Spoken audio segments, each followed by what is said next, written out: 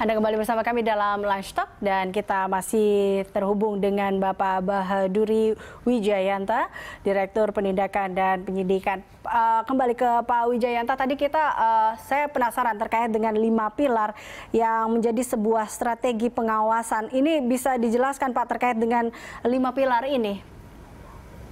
Jadi begini Mbak Elisa, secara singkat, tadi kami sudah singgung bahwa strategi pengawasan apalagi di masa COVID ini adalah kecerdasan itu memegang peran yang sangat penting. Jadi kita harus cerdas bagaimana kita bisa menganalisa banyaknya informasi, sehingga 5 pilar itu adalah kami melakukan analisa informasi uang, barang, kemudian dokumen, kemudian transporter, kemudian orang itu sendiri.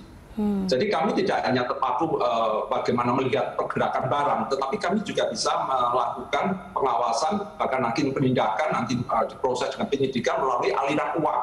Sehingga sinergi yang sudah kami bangun bersama Direktorat Jenderal Pajak, dengan PPATK, dengan Hubla, dengan yang lainnya, itu sangat membantu kami untuk melakukan analisa, sehingga bukan hanya orang barangnya saja, tapi sudah kami kembangkan dengan dokumennya, dengan transporternya, dan orangnya sendiri, sehingga pengawasan kita lebih efektif.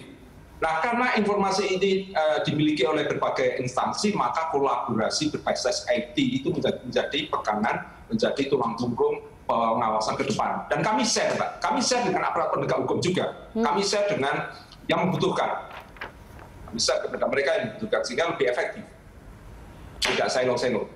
Oke, baik. Demikian, Pak. Baik, Pak Wijayanta, ini kalau kita tahu bahwa Indonesia merupakan negara kepulauan, tentunya ini menjadi sebuah tantangan pastinya untuk Bapak dan juga teman-teman tim di sana. Nah, ini bagaimana? Adakah memang strategi khusus dalam hal tadi ya, dengan keistimewaan negara kita yaitu negara kepulauan, apa yang memang dilakukan juga oleh Direktorat Penindakan dan Penyidikan, terutama dalam mencegah barang-barang ilegal ini masuk ke Indonesia? Begini, 2/3 wilayah kita adalah laut. Dan kami hanya punya 185 kapal. Dan ini tentu tidak cukup. Landing spotnya banyak. Penyelundup menggunakan high speed craft yang kecepatannya mungkin 70 knot. Dan itu melampaui kecepatan dari kapal Bea dan Cukai. Oleh sebab itu, sinergi, kolaborasi itu harus benar-benar ditekankan. Dan tadi saya sudah sampaikan bahwa pesisir timur Sumatera itu menjadi area yang sangat rawan, sehingga kami sudah melakukan sinergi dengan Polair, Harkam, kemudian dengan KPLP, tukaran data, kemudian BNN sendiri melakukan operasi, kemudian di bawah koordinasi dari Kemenkomarves dan juga dengan PSDKP, untuk menunjukkan bahwa yang ditekankan itu unity of effort, Mbak. Tidak ada, dan kami bisa tunjukkan, karena ini sudah real kami lakukan di lapangan, bahwa tidak ada tumpang tindih, tidak ada duplikasi, tidak ada sesuatu, karena kita benar-benar ingin mengawal, ingin bekerja bersama-sama. Dan kalau kita melakukan kerjasama yang sangat baik, saya pikir kompleksitas, kemudian banyaknya resistensi di lapangan itu bisa kita hadapi bersama-sama. Demikian, Pak. Oke, baik. Ini iya ya, memang salah satunya selain dengan tantangan geografis, salah satunya tantangan sosial juga terhadap resistensi dengan masyarakat. Ini menjadi sebuah tantangan yang dihadapi di lapangan ya, Pak Wi ya? Iya. Oke. Baik, Pak Wi. Ya, betul, Mbak. Betul. Ya, Pak Awi, ini bagaimana juga upaya Bapak tentunya tadi dengan ada tantangan-tantangan yang ada. Ini kan peran besar yang dilakukan oleh Direktorat Penindakan dan Penyidikan tentunya pasti menemukan kendala di lapangan. Nah, kendala tadi antara lain adalah tidak hanya daerahnya saja atau secara geografis, tapi juga dengan gesekan masyarakat. Bagaimana atau cara menyelesaikan masalah-masalah ini seperti apa, Pak?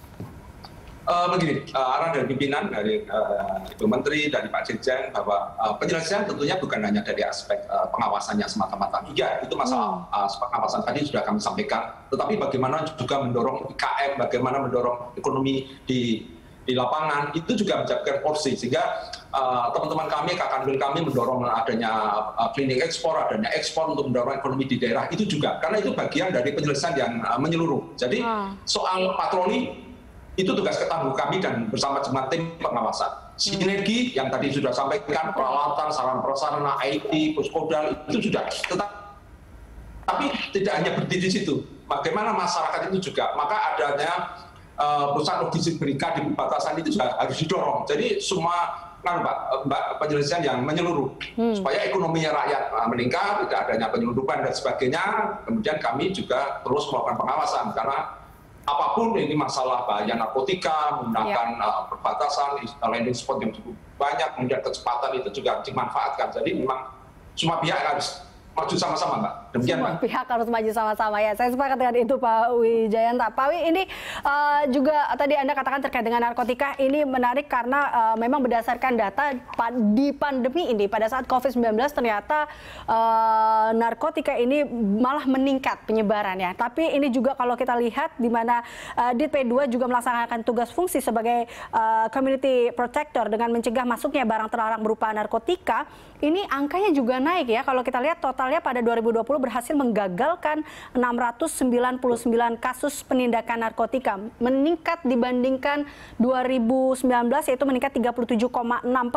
Ini bisa dijelaskan nggak Pak Wi terkait dengan hal ini? Ya, kami melakukan analisa dengan penumpang yang semakin turun atau mungkin ada beberapa penerbangan yang turun, tentu mereka sindikat akan memanfaatkan barang kiriman. Pengiriman barang kargo udara khususnya itu digunakan. Sehingga kami benar-benar harus pintar untuk melakukan analisa. Kemudian setelah penindakan, karena kami kontrol delivery, kami kerjasamakan dengan Barreskrim, Polri, kami kerjasamakan dengan BNN, kami melakukan analisa PSA pasca penindakan itu sendiri. Kemudian analisa kami kembangkan, kami set, jadi hulu hilir. Jadi kalau masuknya mungkin di daerah Kalimantan bagian Timur, kami tujuannya di mana, kami melakukan analisa untuk kami kembangkan. Nah, yang menariknya adalah dalam kondisi seperti ini, protokol COVID-19 benar-benar mendapat perhatian. Bagaimana dogen kami setiap melakukan habis selesai melakukan tugas harus benar-benar kami cek teman-teman di perbatasan yang mengecek lalu lintas itu barang di sana, harus pulangnya juga harus kami tes untuk benar-benar mereka juga jangan sampai terkena masalah COVID ini. Jadi kami harus dua-duanya bisa terus mengawasi dia, tetapi juga memastikan tim kami, jajaran kami tidak terkena. Oke, jadi tetap mematuhi protokol kesehatan ya Pak ya, tetap jaga-jaga dari COVID-19 tentunya agar tidak terkena COVID-19 ini atau terkena virus ini. Oke, kita akan lanjutkan perbincangan ini Pak Wi, masih ada satu segmen terakhir dan pemirsa tetaplah bersama kami dalam Lunch Talk.